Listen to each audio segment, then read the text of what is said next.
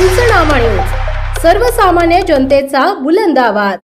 साखळीवरून गाडी भरली, माझा माल होता गाडीत भरलेला, तर ही सुरत जात होती, तरी रस्त्यात नवापूरमध्ये लायनर चिपकलं, पुढे गाडी उभी होती, त्याच्यामुळे ब्रेक दाबला तर पलटी झाली रस्त्यात गाडी। माझं खूप नुकसान झालेलं आहे मालाचं। महामार्गावर कांद्याचा ट्रक उलटला, शेतकऱ्यांसह चालक जखमी। नवापूर शहराजवळील घटना। अपूर्ण कामाचा अंदाज न आल्याने अपघात, रस्त्यावर पसरला कांदाच कांदा।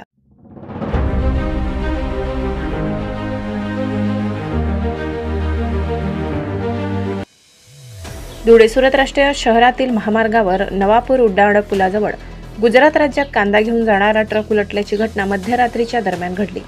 या अपघातात चालकासह कांदा घेऊन जाणारे 2 शेतकरी जखमी झाले। अपघातानंतर महामार्गावर कांदा पडून मोठे नुकसान झाले। महामार्गावर गेल्या अनेक वर्षापासून महामार्ग चौपदरीकरणाची कामे संथ गतीने सुरू आहेत। या ठिकाणी रस्ता कामाच्या सूचना फलकांचा अभाव असल्याने वारंवार अपघात घडत आहेत। साक्रीहून ट्रक क्रमांक MH43 BB 2143 गुजरात राज्यातील सुरत येथे जात असताना मध्यरात्री नवापुरातील उड्डाण पुलाजवळ आला होता।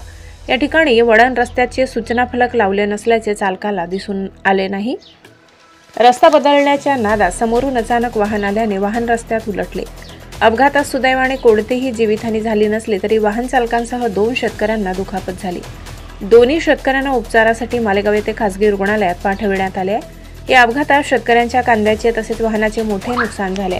त्या ठिकाणी रस्त्यावर कांदे पसरले तर रस्त्याच्या मधोमध वाहन पलटी झाल्याने वाहतूक कोंडींची समस्या निर्माण झाली आहे। महामार्गावर कांदे पसरल्याने काही लोकांनी कांदे चोरून ते नवापूर शहरातील बाजारात विक्री करताना दिसून येत असल्याचे बोलले जात आहे, तर काही घरगुती कामासाठी वापर करत आहेत अशी चर्चा आहे।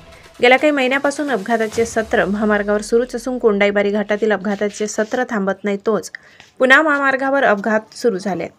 अपघात रोखण्यासाठी महामार्ग विभाग कोणतीही उपाययोजना करत नसून याबाबत वाहन चालकांमध्ये तीव्र नाराजी व्यक्त करण्यात येत आहे। पंचनामा न्यूज नवापूर।